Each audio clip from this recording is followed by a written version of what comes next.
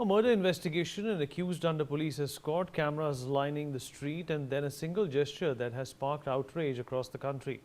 Let's dive into it. Hello and welcome to another episode of Deep Dive brought to you by NewsX. My name is Vineet Malhotra. Today, one obscene gesture, just 17 seconds long, yet enough to dominate headlines, flood social media timelines, and reignite debate around one of India's most talked about murder cases. As Pune police escorted 20-year-old Siya Goyal after a search at her residence, she was caught on camera allegedly raising her middle finger towards the media waiting outside. The clip spread within hours, with many calling it an act of defiance, others seeing it as a sign of arrogance, and some questioning whether it reflected a complete lack of remorse. Let's take a quick look at this video.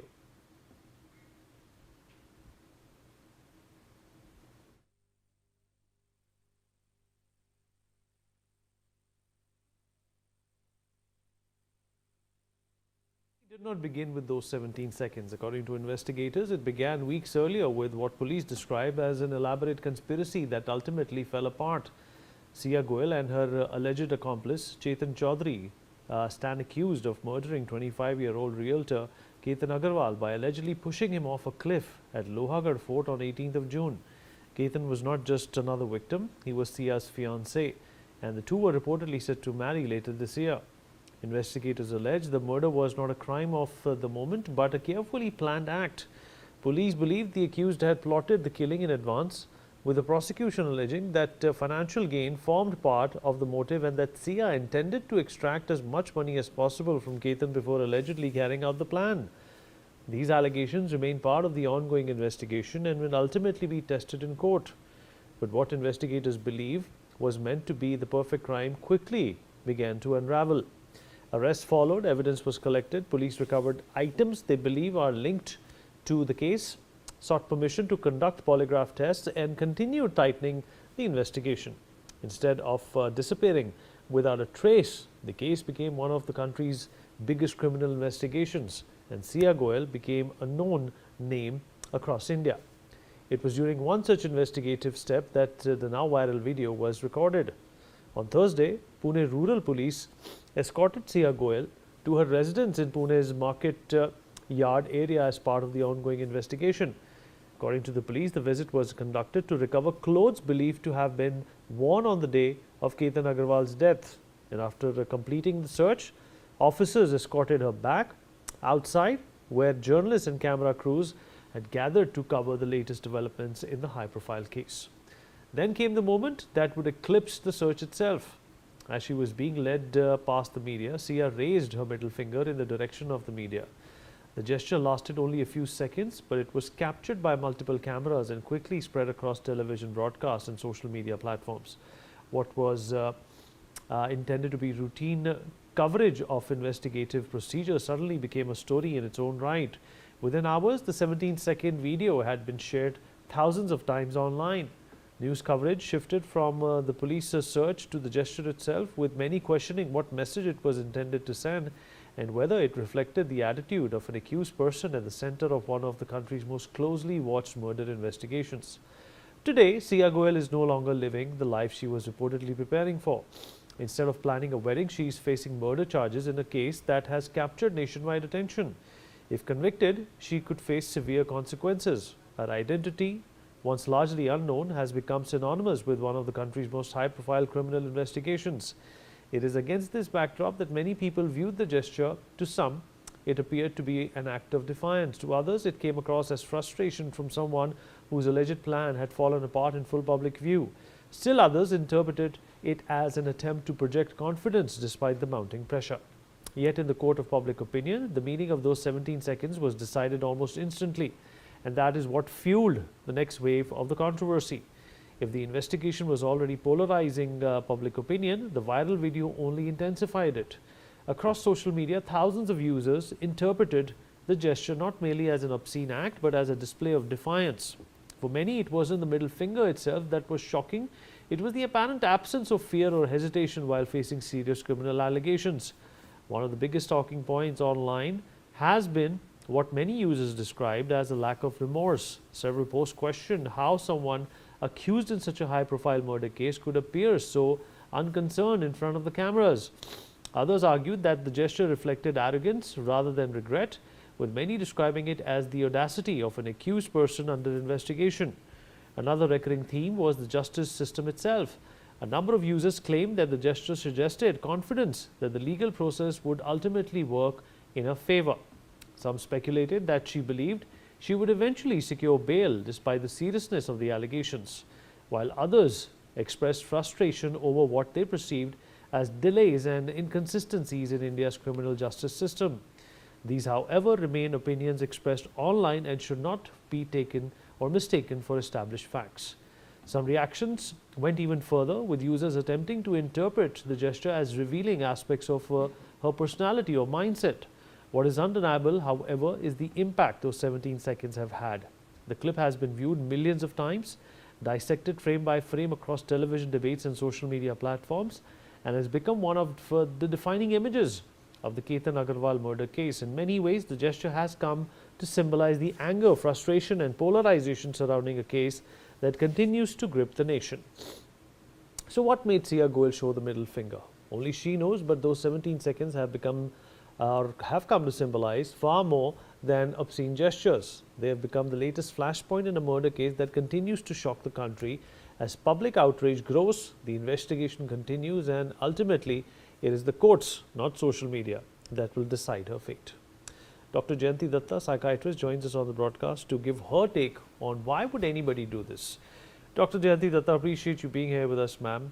The non-assuming person, if somebody flashes a finger when they are being interrogated for a very popular crime, a heinous crime at that, it is obviously at first construed as a sign of defiance and arrogance. What do you think, ma'am? It is indeed. She's so secure in her psyche, in her mindset, that she's going to get away with it.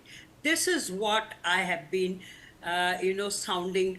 I was worried about when you released Sonam on bail, and unfortunately Sonam is highlighted in every second or third day. I keep seeing her clips, interviews, as if she has started denying everything. She says ye sara jhoot hai. Similarly, this girl had planned meticulously. Now the things are coming out in the open, slowly, that she was in the habit of drinking, and she has been going ahead with this kind of party and this kind of, as I said earlier in one of my previous interviews in your channel, that these psychopathic tendencies definitely get manifested before, and it doesn't happen all of a sudden. So much of meticulous planning, and now so much of confidence. See, the target was, as I said before also, I repeat, these are very, very clever females. They know how to get to their own goal, and the finances, the goods which they go for, they get it. So she got the money, she roped in this boy, and she was so sanguine that, she will be able to get out of it. All of a sudden, when she got it, maybe few hours of, dilemma, but now again she is confident. When she is giving you the body gestures, the body language of hers is reflecting that she is so confident. I said, interrogation, professional interrogation of criminals, when you find that your perpetrator is changing his or her version, first indicator for the police officers or investigating officers that the person is lying. Second thing, the body language. There is no remorse, there is no kind of a guilt feeling, and this kind of a defiance which was there reflected all through our body language. I also requested, don't let her cover her face, because certain facial expressions also are very crucial for us who analyze the body language of the perpetrator. Now here she is confident that she will get away with it. The chances are she will be able to manage the bail, and the unfortunate thing is the perpetrators go scot-free. Zyada se zyada kya hota hai, you book them and there is a case going on, and then they come up with all new theories, newer perspectives, and they go scot-free. So this kind of murders will keep happening because there is no small kind of a message, there is no cardinal punishment There is no proof of fast track court. Where is the need for fast track court if you are not able to punish the guilty? Because if this woman gets away, we will have further future such kind of cases. I am handling some of the cases here in Metropole of Delhi, where the woman is already using abusive treatment, brutalizing the partner. And you see, we recently had another suicide in Faridabad. Now, when you get these kind of things happen, you let them go ahead with whatever brutalizations they are doing, and just because of the gender or whatever, you let go of it. I'm really shocked what to say, because I'm sure when this girl is doing this at this juncture of the investigation, she has definitely been kind of given the assurance that आपका कुछ नहीं होगा, you will get out.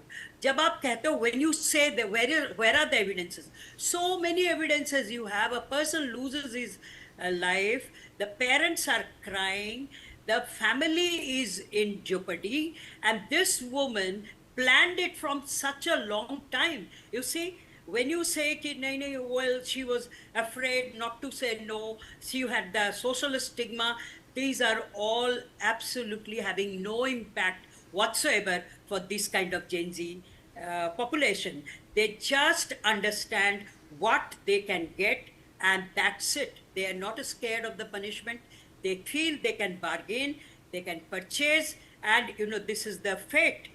Whatever is happening to the family of Ketan, it's definitely a very sad story, because I don't see any hope that they will ever get the the kind of judgment they are looking for. Fair enough, ma'am. Appreciate you joining us, ma'am. Thank you so much for your time. Really appreciate it. We'll take a short break. Be right back.